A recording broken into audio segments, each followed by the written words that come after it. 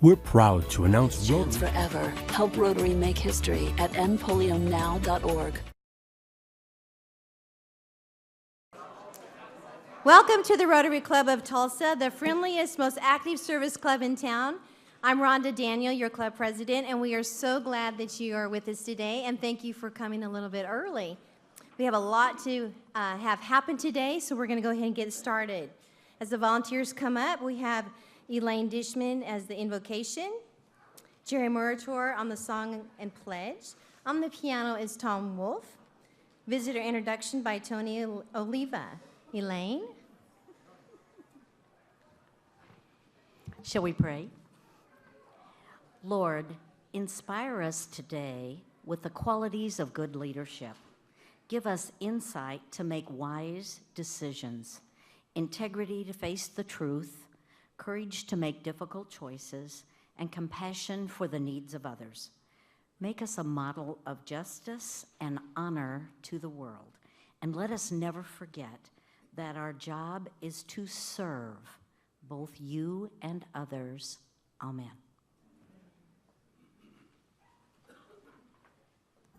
Please join me in singing our national anthem, followed by the Pledge of Allegiance.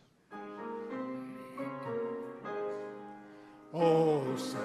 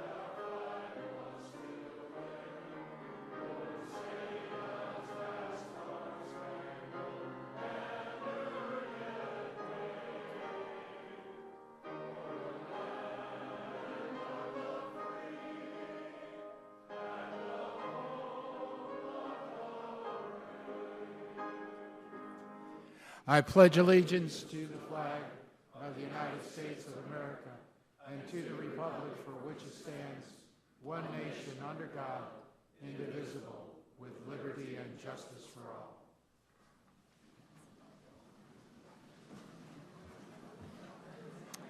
Well, welcome to the Rotary Club of Tulsa. You're visiting Club 2500 in District 6110. I am going to do our standard introduction of our visitors along with the host Rotarian, and I'll ask you to stand up with your host at the time, and we'll greet everyone with a round of applause at the end. So we have Diane Martin, who's the wife of Gene Martin, and David Allard, who's a friend of Eric Ortega, Joni Emmons, a wife of Jerry Emmons,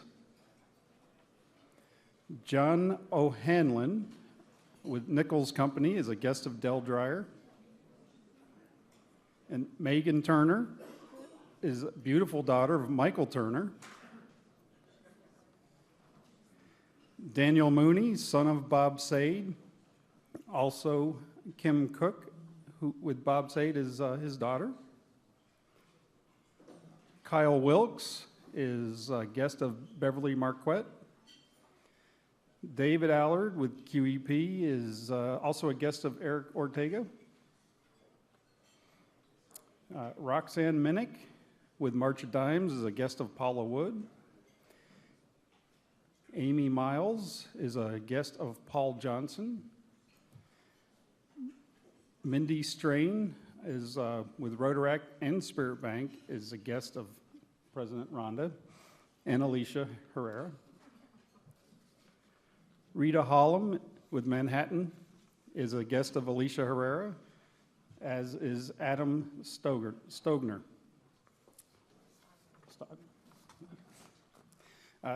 Please join me in welcoming our guests. And we have some visiting Rotarians today. First of all, we have Don Danders. He's from Southside, and he is also our district governor nominee. and Larry Boyer from Southside, and Barbara Smallwood from Sunrise, and Hunter Maddox is also with Rotary, and Jack Maxwell from Bixby. Thank you for joining us, and come visit again.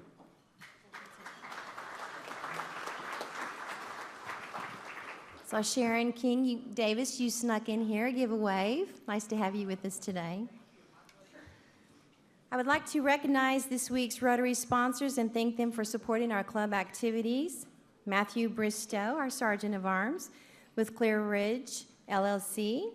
Doug Stewart with J.D. Young. We encourage you to do business with your fellow Rotarians. In addition to today's sponsors, let's take a moment and thank the volunteers.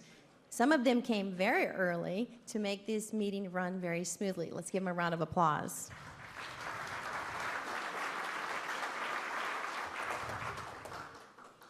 We have one committee meeting today. It's the IBA Awards in room 232. And now I would like to have Chris Lincoln and our past president, Tom Klinda. I'm looking for Tom. Chris, come on up. It's nice to have you with us today. I know you have a special announcement for us today. This is all yours. Thank you very much. Hello again, everyone. I was going to correct one thing. They had me listed as the executive sports director at KTO TV, and I was asking Ron and Margaret, I said, you know, I sort of retired about a year and a half ago, and I still do a few things for Channel 8, and my wife Becky and I are leading a trip to Ireland for Channel 8, one of those tough duties, in June. Unfortunately, it happens when the IBA Awards are. Bad timing there. But I asked Margaret, I said, probably title should change. She goes, well, Chris, I just went to Channel 8's website, and you are the executive sports director at KTO TV, so I'll keep that. And folks, my beautiful first lady, my wife Becky, is with us here today. Becky, say hi, Becky. Hi. I love that. Well, Ron called me to make the introduction of our keynote speaker. It's a real pleasure because I've been longtime friends with Coach Barry Henson. He is quite a character. I guarantee you'll be thoroughly entertained. I hope you read John Hoover's story this morning, The Tulsa World, and kind of found some of Coach Henson's excitement. He's already fired up, already working on the speech, so I know you're going to enjoy it. This, of course, will be the 22nd annual Henry P. Iba Awards, the Downtown Rotary Club of Tulsa. Previously announced for the event will be at the Renaissance Hotel, June 22nd. A bit later, we've had the 2015 female recipient, famed mountain climber Melissa Arnott, our Master of Ceremonies, and returning for a three-peat, and actually it'll be his fourth time, Ron was telling me, to be the Master of Ceremonies. Good friend of ours, Seth Davis. He's a senior writer for Sports Illustrated, and also you see him a lot on CBS as a basketball analyst, and you'll see a lot of Seth over the next few weeks of March Madness. Now, this year's IBA Award male recipient, the double secret, will be announced at a later date. It is March Madness time. The NCAA, the NIT, the CBI, college basketball tournaments underway. All of our major Division I schools found a place in tournaments. How about those Golden Hurricane last night, huh? By Tulsa. Giving us all heart attacks with a 21 points with 13 minutes left, then led by 2 points with 20 seconds left, and held on to win, though, and move on to the second round of the NIT, which will be here in Tulsa. We know the opponent, Murray State. They defeated Texas El Paso last night. We do not know when it will be. It could be Friday, Saturday, Sunday, or Monday. We're still waiting to find out. I can tell you one thing, though, my wife Becky is cheering like crazy for TU to reach New York City in Madison Square Garden. That's a trip she's looking forward to. We have a recent tradition of basketball coaches that have been our keynote speakers. And that's going to continue with our head coach of Southern Illinois University, our old friend Barry Henson. Barry is an Oklahoma State grad. He worked for Mr. Iba back in 1979, in the early 1980s, when Mr. Iba at the time was the athletic director at OSU. Henson began his coaching career, though, right here in Tulsa. He was an assistant to Bill Self at Oral Roberts University. Then when Bill jumped across and went to Tulsa, Barry stayed there and led Oral Roberts University the next 2 seasons to conference championships and to one NIT appearance. Henson's been the head coach at 2 Missouri Valley Conference schools since he left Tulsa, including Missouri State and now currently Southern Illinois. He is the league's winningest coach with 209 victories, 114 of those conference wins. Coach Henson recently will follow recent basketball coaching keynote speakers, and this has been quite a lineup. I didn't realize going back how many basketball coaches, I guess this time of year, we've had as our keynote speakers. Last year, of course, Sherry Cole, the Oklahoma women's basketball coach. The year before that, a guy you might hear about some in March, Kentucky's John Calipari. Tulsa, now the Wake Forest head coach, Danny Manning, 2012. Legendary Indiana coach Bobby Knight was here in 2011. Oklahoma City Thunder coach Scott Brooks preceded him. Former OU coach, now Duke assistant Jeff Capel in 2009. And you'll be hearing a lot about this guy in the next few weeks. University of Kansas head coach, former ORU, former Tulsa coach Bill Self. He was the keynote speaker in 2008. So now, who could the Rotary Club of Tulsa possibly get to follow those icons in basketball? Well, none other than the Marlow, Oklahoma native, current head coach of the Southern Illinois Salukis, Barry Henson. Barry could not be here today because he's recruiting his ass off because he's had a losing season.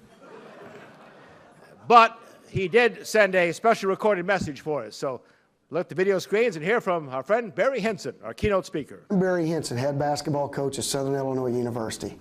On behalf of my family and myself, I want to thank you so much for the opportunity to be the keynote speaker at the Henry P. Iba Awards Banquet. I am humbled, but increasingly excited because this is really special to me. I graduated from Oklahoma State University, and in 1979, I was assigned to the College Work-Study program at Gallagher Hall, and one of the guys that I worked for was Mr. Iba. So to tell you that this means a lot to me is an understatement. I consider not only a privilege, but a great opportunity. I promise you that I will bring my absolute best speech forward to make sure that I honor not only the recipients, but Mr. Iba, Oklahoma State University, the people of Oklahoma, and also the Rotary Club of Tulsa and the city of Tulsa itself. Barry Henson. Thank you very much for having me. Always a proud moment to be down there with the Rotary Club and to be able to announce something like this. Great friend Barry Henson. Trust me, you will love his presentation. And I understand my former senior pastor, Muzan Biggs, Boston Avenue, is in the audience. Muzan, sorry about the ass comment.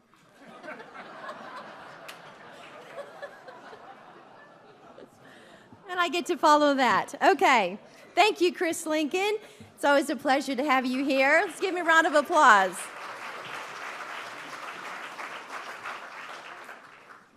Now I'm going to have Hunter Maddox, wrong point.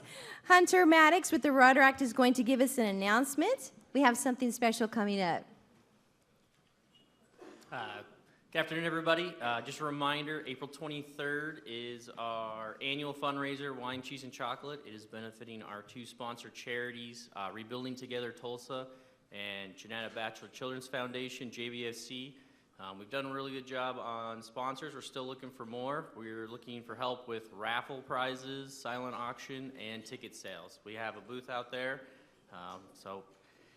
Last year you guys did a great job supporting us, and just thanks again, and buy more tickets and help us out. Thanks. Thank you, Hunter. Another upcoming event is, Matthew, sit down. It's not your turn. Another upcoming event is the Fireside meeting. Fireside is small gatherings, and we're still looking for a few host homes for May 4th through the 8th. Flyers are on your table with all of the details. If you are interested in being a host, we appreciate your opening up your home for other Rotarians for this very important event. Now, no, Matthew. I would like to thank the Club Centennial Gala Committee for organizing the wonderful display of our club's historical memorabilia in the lobby today. If you have not had time before the meeting, please be sure to go check everything out. It is just incredible. And I know the committee works very hard to make sure all this is running smoothly. So, I also have a very important announcement to make. So as we continue our centennial celebration, I'm announcing today that our centennial keynote speaker is no stranger to our club. For the last 23 years, okay, let's clap.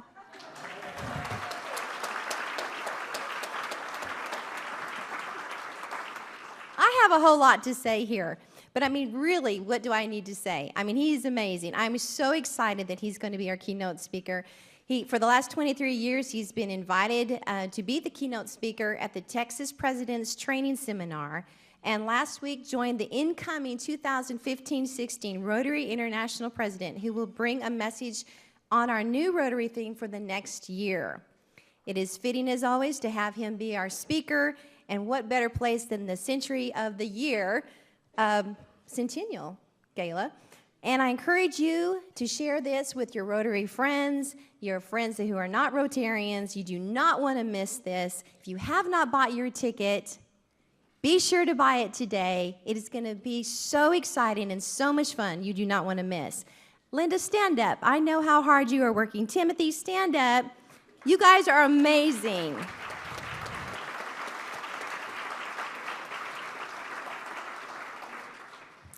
Speaking of amazing, it is now time for a very special event. Now, I know we have several ministers in here, but I am going to have Ed Monette come up here. You know, with everything in me, I'm still going to have you come up here.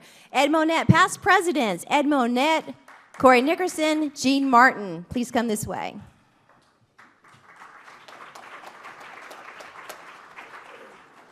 Thank you, President Rhonda. I've been in the club 30 years. I've never heard the word ass mentioned from this podium. So for our next time capsule, that's going in there.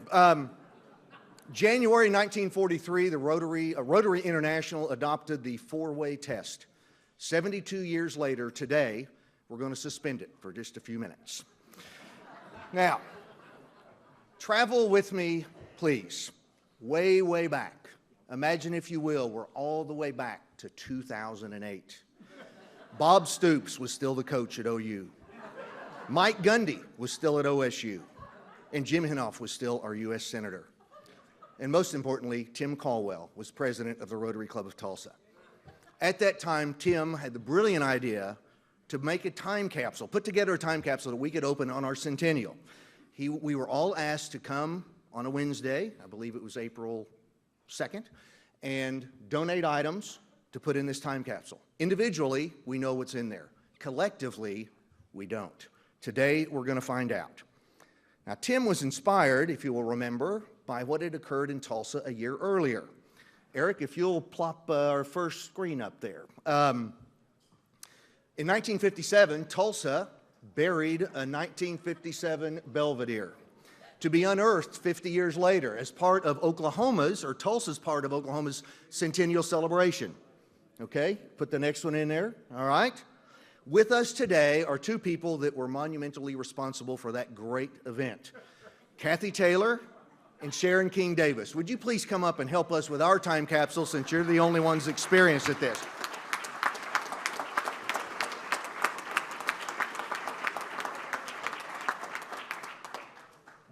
Okay, now, as you can see, this is the actual... Has this been underwater? Well, we hope not. Paul Cornell at Spirit Bank, who kept this safe for us, promised us that it would be above the flood level. I saw this where it was pulled out. It was not. So we'll see what happens. As you can see, this is hermetically sealed. Probably, it's just amazing. All right, I'm going to open this up. Okay, Eric, you want to put another slide up there?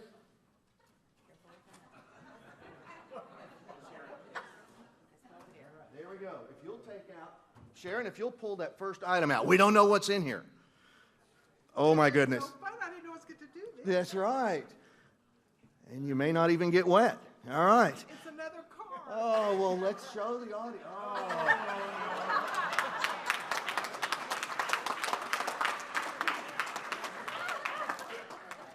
Can you get the camera on that?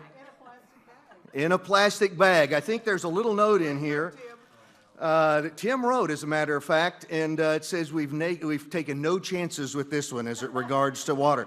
I think, just in case, Sharon. This is so fun. I had no idea you were doing all this. We brought a towel for you in case we needed that, and a can of rust remover. And but it doesn't look like we're going to need that. Eric, there's some more slides, or have you shown them? I haven't been watching. Okay. I believe, Sharon, that Tim has graciously donated this to your archives, so you can tell what that car was supposed to look like when it came out. Really? That is yours. And we thank that's yours, isn't it, Tim? It is. It is yours. All right. So thank you, Sharon and Kathy, for helping us out. This is so precious. Thank you. This is what it's supposed to have looked like. Yeah, I think the Belvedere thing was also known as a science fair project, the effects of water on metal. I think a long term, yeah. Okay. Let me see where we are. It's about time to see what else is in our box. All right. Let's see what this is. Oh, I don't. Here, Corey, you deal with that. All right. Well, we think this is important to somebody. Does anybody remember where Tim lived when he grew up? Livermore, yes. Livermore, Ohio. Iowa? Oh, well, if you're from Livermore, who cares? We have a question for you, Tim. Were you the lucky one in Livermore, or do all Livermorons get Drake t-shirts? No? Okay. There's something else here. Throw the picture of that check up there, would you? This was a check in the time capsule made out to Rotary President Tim Caldwell, $25, for being such a fine president. Now, zoom in on that next one, Eric. It says, try to cash this in 7 years, you bum. That's from Jamie Love. He was your sergeant at arms. Well, probably he knew that bank would not be in existence. So anyway, we've been sitting down here at a table that's marked Rotarians in service. If there's a table down here next week marked Rotarians out of business, we'll know where we're supposed to be sitting. Gene? All right, continuing what well may be the last 5 minutes of our Rotary membership.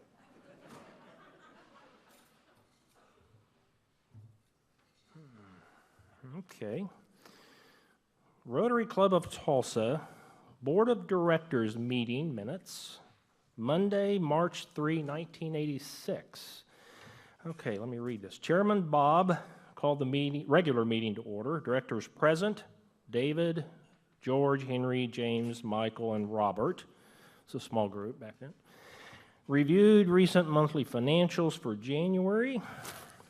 Reviewed highlights of commissioned demographic report for the Rotary Club of Tulsa covering its inception on April 1, 1915 through its 70th anniversary on April 1, 1985. Okay, 70 years. New members admitted, 7,000. Average annual income, oh, substantial. Cultural, ethnic, racial diversity expressed as a percentage, 0.00002%.